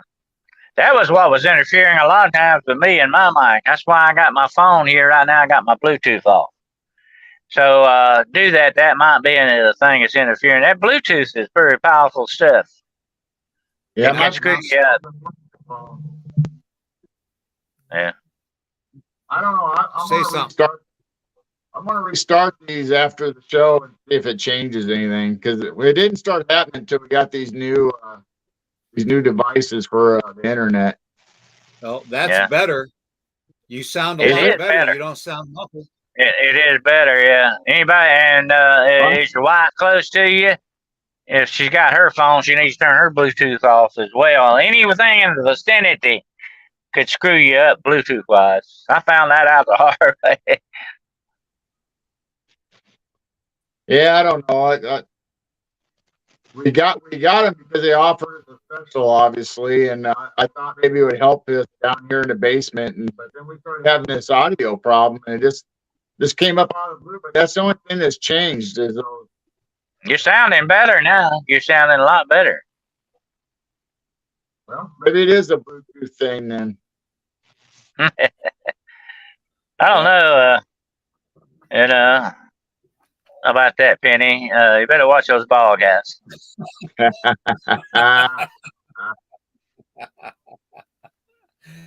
Oh. I was gonna say I was gonna shave my head, but I won't go that far.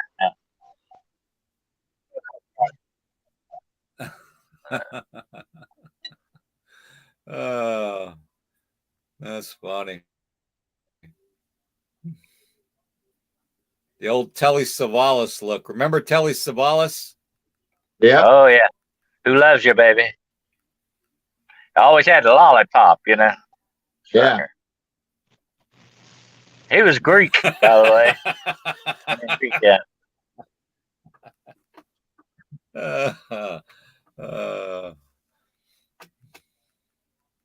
Sex crime. That He was the one sex that actually trafficking. started the whole head shaving bit. I really do. That's sex. Sex crimes and stuff. And all that. That's a big, big business. I was reading that the other day. I mean, that blows my mind to think that sex trafficking is making more money than the airline industry.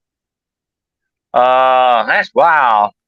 And you know, it would not surprise me a bit if the reptilians and the men in black themselves are not involved in sex trafficking. Oh, it wouldn't surprise me a bit. That'd be my number one suspects to a certain extent. And you know, here's the thing about it. Here's the hypocrisy of this world and these stupid governments that we have governing us. Okay. Oh, you know, there's no such thing as slavery. Slavery's been abolished. That's the biggest lie in the world. Slavery is more prevalent now than it has ever been in human history. Look at all the stuff that we're getting that we buy from China. Most of it's made by slave labor. Look at the children that are disappearing. You know how much the indigenous children and stuff are disappearing. You know how that's going on.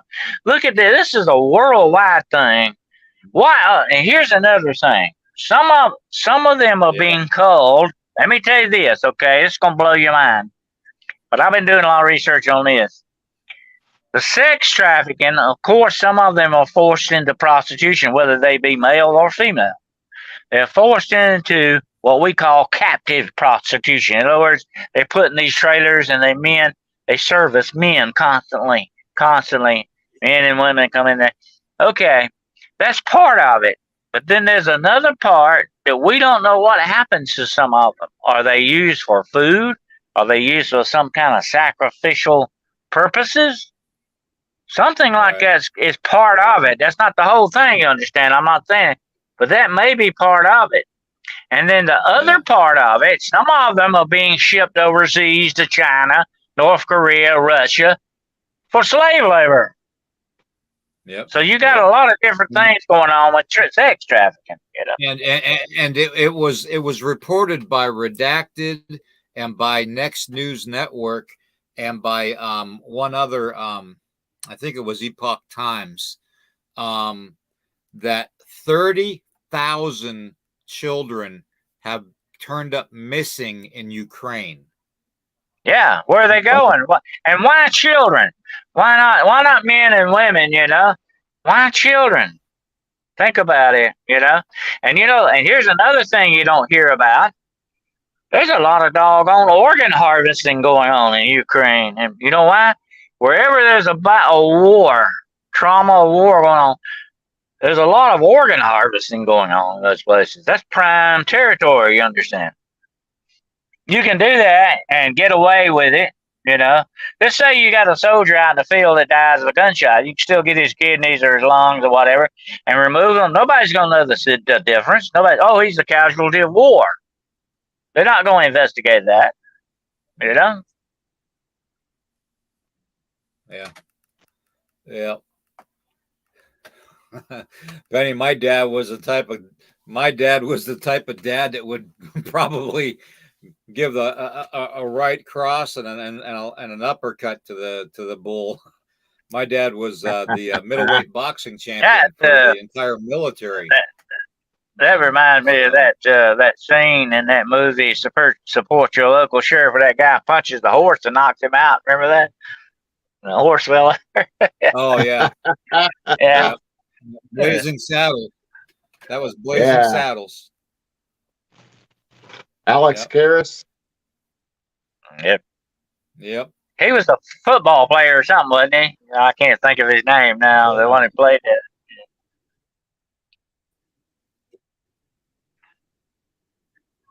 Yeah, I think it Yep. was Alex Yep. Alex Karras or something.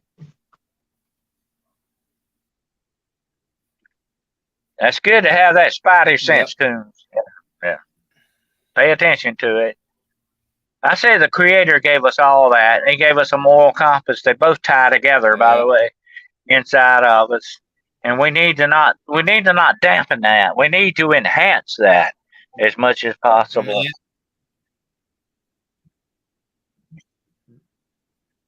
Yep. Yep. But Exactly.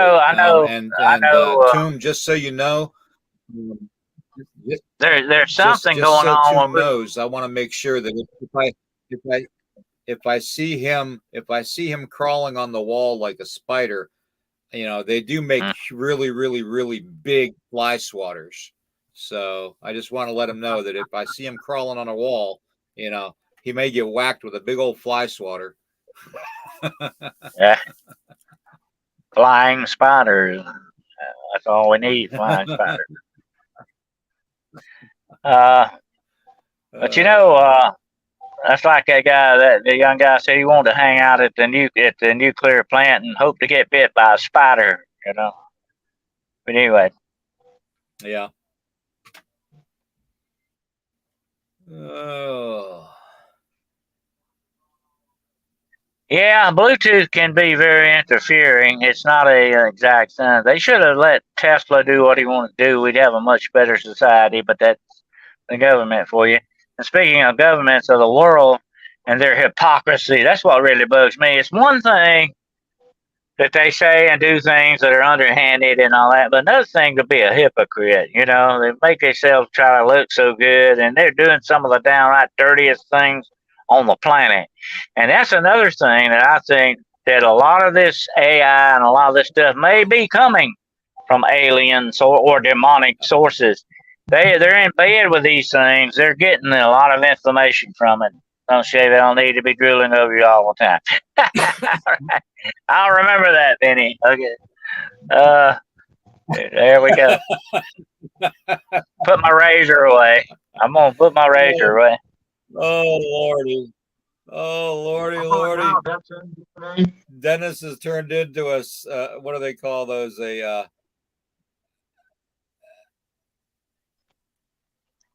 might read my future with the bumps on my head here. I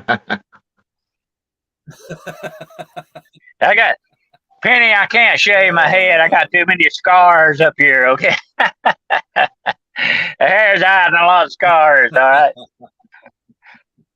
You're tall. I'm 6'4", and I will walk into stuff a lot. Okay, so I got a lot of scars on the head. All right.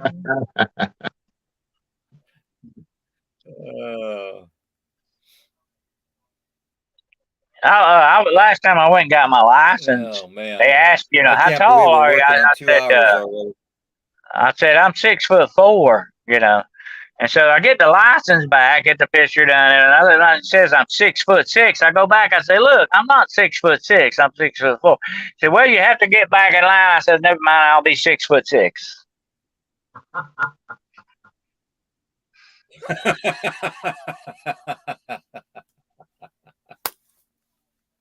Oh, yeah, that sounds like the DMV.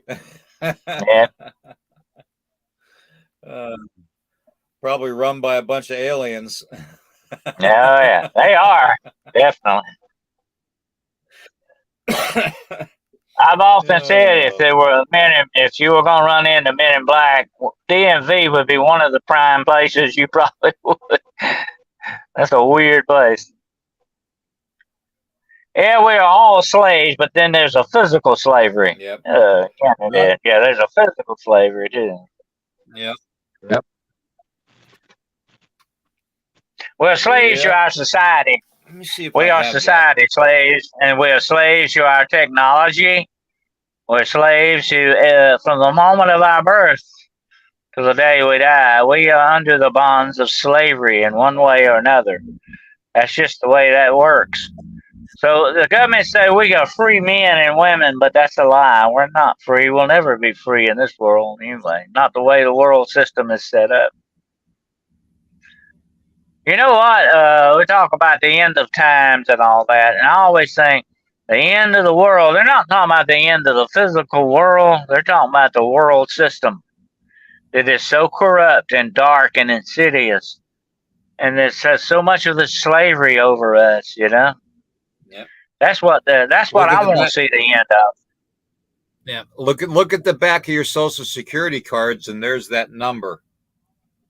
You are a Okay. number. That's all you are. You're a number. Slave That's number. You know, yep. back in the old slavery days, all the slaves had to wear a license. You remember that, William? The black Yep. slaves, they had to wear a license on a little thing around the neck, and it had a number on there. That's what you are. Yep. Number. Yep. Exactly. And one way to control us too, even further, not only by like TV and radio advertisement and all that for the consumer goods and stuff that we slave away for every hour of our lives, because Oh yeah. we're giving what we make to sustain ourselves to our slave owners. Oh yeah. You know? And you know what? You know what I said the other day on another podcast? The biggest monster of all, the most biggest dangerous monster of all, is called a television set. It's in your house. Mm-hmm. It's the biggest instrument they have. You know.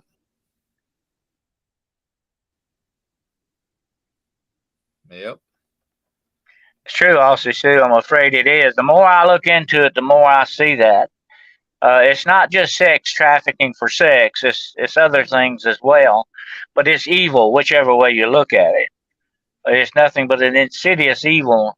And for people that here's the thing about it, Aussie Sue. Okay, we know this is happening. Just like William has these programs about the indigenous people that are missing.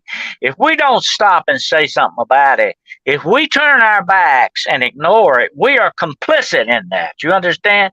We are saying, "Oh, that's okay. Go ahead and do it." That's what we're basically doing, and we don't need to do that. We need to speak Right. up. We need to face it. We need to pull it out in the open. That's what these shows are all about. That's why we spend our time doing this thing. We're not on here just because we want to hear ourselves talk. We on here, we getting a message across, and that's what we're trying to tell people. This is what's happening. Face it. Yeah. Pull it out in the open, out of the dark and the shadows. They can't stand that because the truth is never hidden. The real truth is something that is not. It's not hidden because that's not truth. Yeah. Lies and secrecy are hidden. Exactly. Yep. Yep. Now they're These things messing are with your audio, Dennis. Uh-oh. Okay, they better watch it. Yeah, we just had the summer solstice. I must have said something I didn't really like on that one. Now, let's go back and see what I said. You're talking about the truth. We don't like to hear that.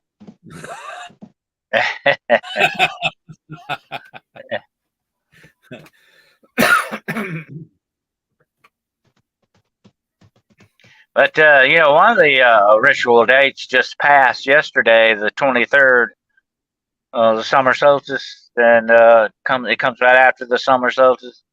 And it's St. John's Day, I think it is the name of it. Anyway, it's a big ritualistic occult thing. All right. Huge one. I would use a gun on flying spiders, Penny, depending on where I'm at, though. I'd get maybe a BB gun would be better. Good to see you, Dog Man UK, man. Yeah. All right. Yeah. Of course, Electric it's always fly good to have swatter, Camo Dad on here. Yeah. Yeah. So yeah, Tombstone, you not only get the whack, but you get the zap.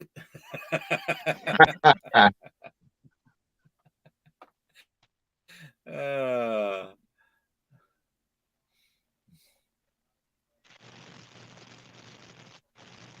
Step away. Okay, I'll do that, Penny. We don't want to go. We don't want to go overboard with it. There, no, no. Like I said, there's a lot of married women out there watching, and we don't want to get them upset. I try to remain low key as possible. How did this turn out to be the paranormal dating game? Well, I I tell don't you know. what, I said this to somebody the other day, William. Okay, on these shows, we go off the trail a lot. Sometimes we really go sideways. Oh man, yeah, this has really gone sideways. I mean, Oh, uh, how we doing, Val? Oh man. Oh, have a good day to you. Man, oh man, oh man. All right. Well, let's see. oh man, also sexy too. Uh oh, I got a bunch of scars, definitely, Penny. But that's life. You haven't lived till you got scars, and that's the way it goes. Somebody will write a song about that. Always trust your gut. Definitely. That's what your creator gave you. Definitely. That's a good thing. The creator gives us good gifts. We got to remember that. The creator gives us good gifts for a reason. To help us and protect us. So we should always stay in touch with that. Especially about being 60. You tell them you shrank as you got. I did. There's a few inches wore off. Definitely. Yeah. Yep. Yep. How did we get on this subject of Dennis's height and I'm, Dennis's hair? I'm not.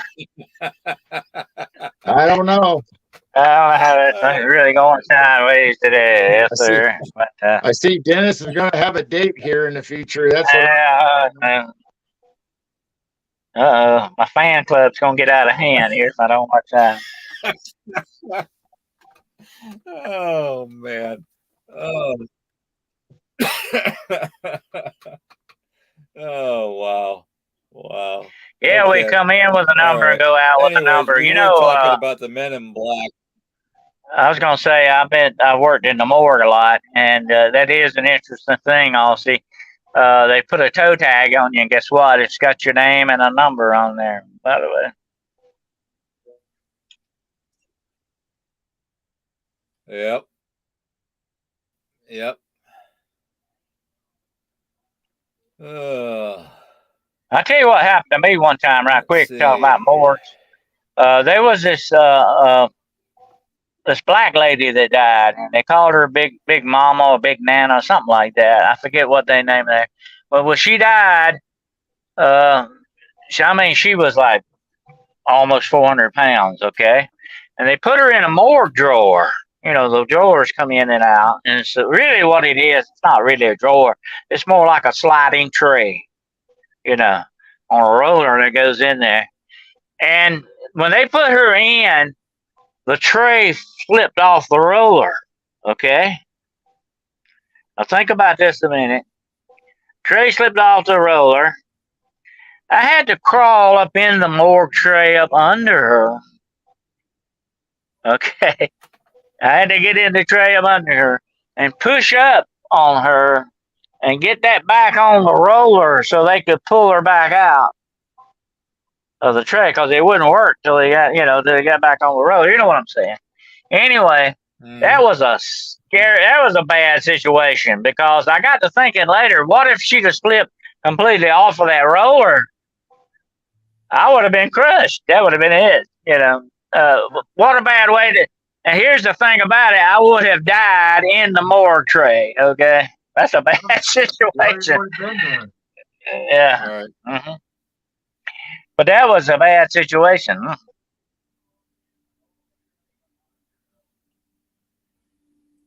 But she had to. When they got her out of the tray, they didn't put her back in. They took her and put her on a stretcher and left her there. They had to because she was so big. She couldn't go in there, right? It's a sad story, but it could have been sadder if she'd have come off of that roller a little bit more. I'd have been in trouble. You have some interesting things happen in the morgue sometimes. I remember as a kid hanging out with my brother and his friend. His best friend was the son of the coroner. So they had in the family house, in the basement was the mortuary, where they did all the embalming and stuff. And of course, my big brother and his friend threw me in the coffins down there and shut the door on me. So that's why I'm traumatized. That was fun, wasn't it? Yeah. Yeah. Some people think they're being funny when they're not, unfortunately. Definitely. It may be funny to them, but it's not funny to us at the time. But that's the way it goes. But you know what I always say: dead people don't bother me none. It's the living that give me problems. Here's something I want to show you guys. Tessa Faye, little boy. He is autistic. Okay, and a lot of the missing people have something along the lines. Either they're extremely smart, they're extremely skilled in something, or they're autistic.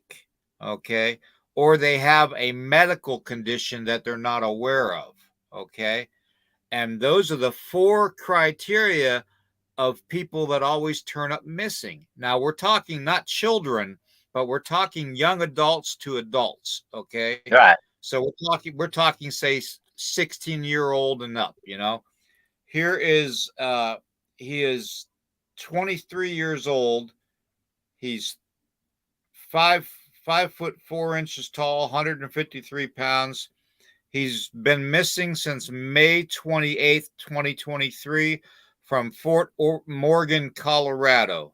Okay. Yeah. Okay. Well, here's something. Here's something I want to add to what you just said about those categories. Okay. Here's something. I see. He's completely autistic. Here's something I want to say about those 4 categories you just mentioned: the autistic and all that stuff. Those also are people that have a more prevalent paranormal activity around them. You ever notice that? They seem to be more in tune with paranormal stuff. Mm-hmm. I've noticed that, especially with autistic children, or anyone with mental illness.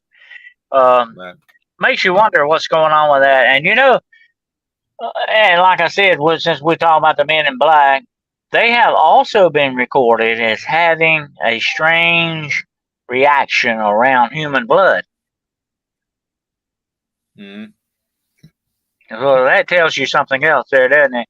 There's a real big mystical connection between human blood and these entities. Go back to the book of Genesis. What did God say to Cain? Your brother's blood cries out to me from the ground. The blood is the lie. It's blood, blood, blood, blood. And look at the connection between that and aliens and reptiles, the Men in Black, and all this other stuff. And these people that are disappearing and missing, what we say, a lot of this ritualistic stuff. And we need to do just one show one day, William, on nothing but this ritual stuff going on, okay? But anyway, there's a big connection to the blood. Yeah. And these things are drawn to human blood. Like I've said before, it's almost like an addiction for them. And I think it's spiritual more than it is a physical addiction,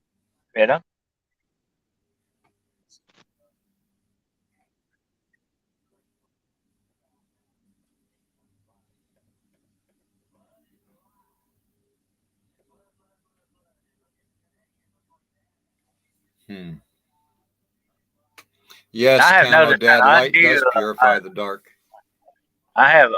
noticed an undue amount of paranormal activity around autistic children. That seems to, I don't know, there seems to be a connection there.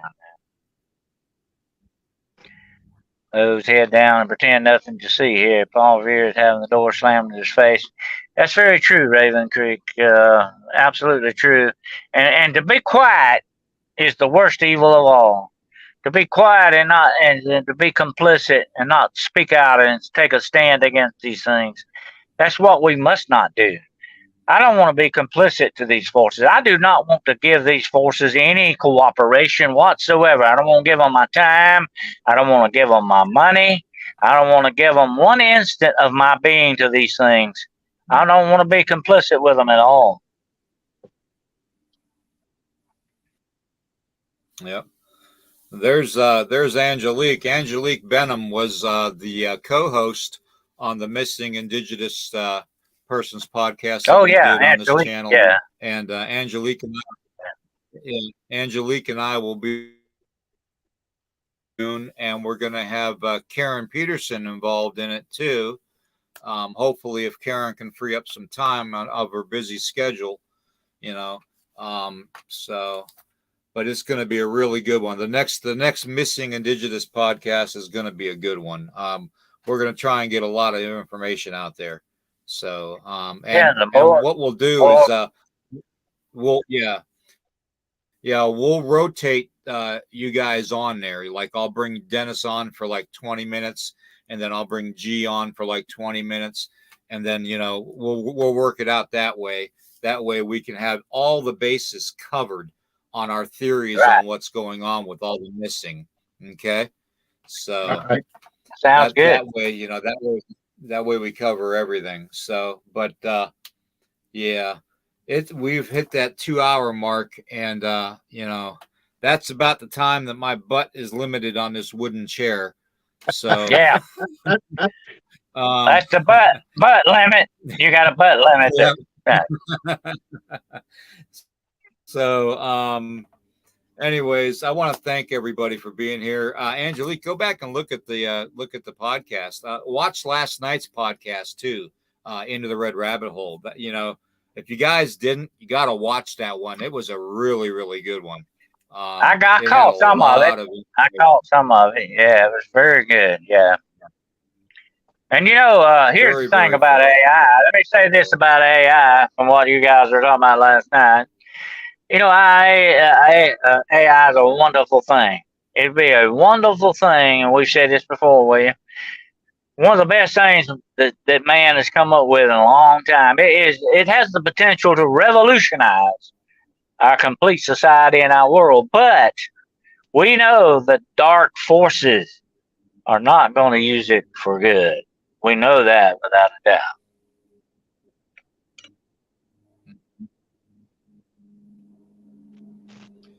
Well, at this point in time, it's mowing time outside, so you guys can probably hear the lawnmowers going. Because if we get a break in the rain, you got to do it then. So, but I trade the plumbing for the mowing. I'll cut your grass anytime, man. I'll cut your grass anytime. I'll trade that for the plumbing.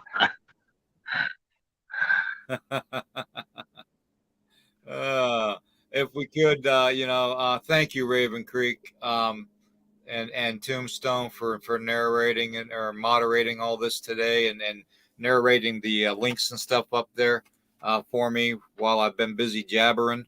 That means a lot. That's an important job. You guys rock. You really do. And we Sue, need too. moderators. I'm not going to forget you. Moderators are very important. Forget a good old Ozzy Sue. She's always there. Yep, she's always there.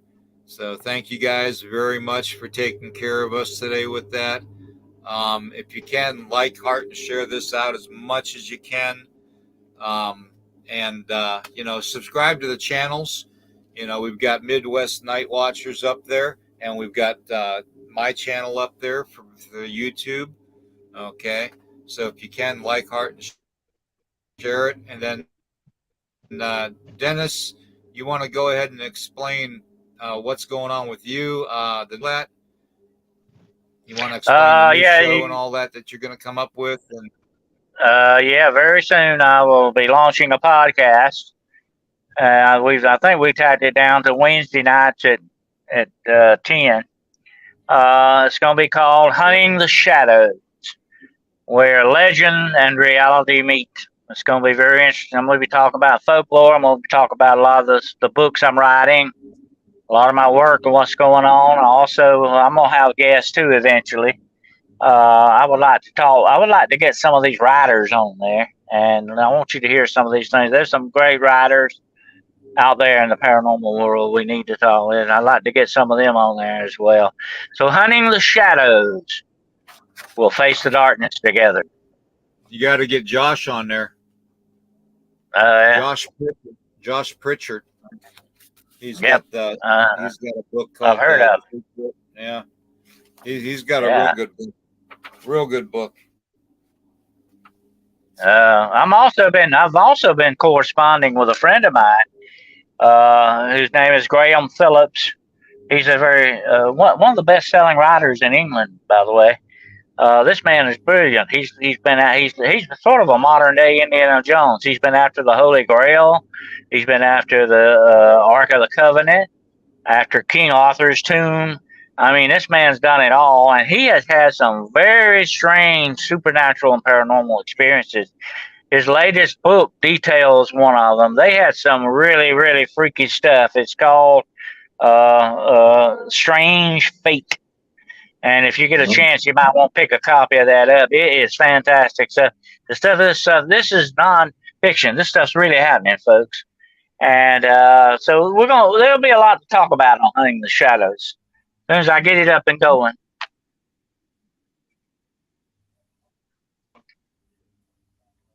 Yep. That's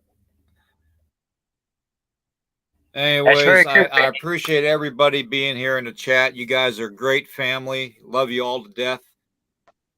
So I want everybody to know in the chat that you are family. If you have any stories or encounters with any type of paranormal activity, whether it's cryptid creatures, UFOs, aliens, supernatural, anything along that lines, drop us an email. Okay. I put my email in the chat earlier. It's lakotaman333@gmail.com. And if you want, we could help you out with whatever you encounter you're having, if you're still having problems, or if you want to just get it off your chest and talk about it, we can do that too. Okay.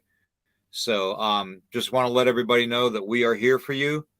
And that's the whole purpose of this. Okay. We're one big extended family. Okay. So that being said, thank you all very much. And we'll see you all tomorrow morning at 10 a.m. Okay, right here. Same bat time, same bat channel. And oops. Okay, well, that's parody, so that's allowed. All right. Anyways, All right, watch your six. So yep. Have a good day, everybody. See you at 10 a.m.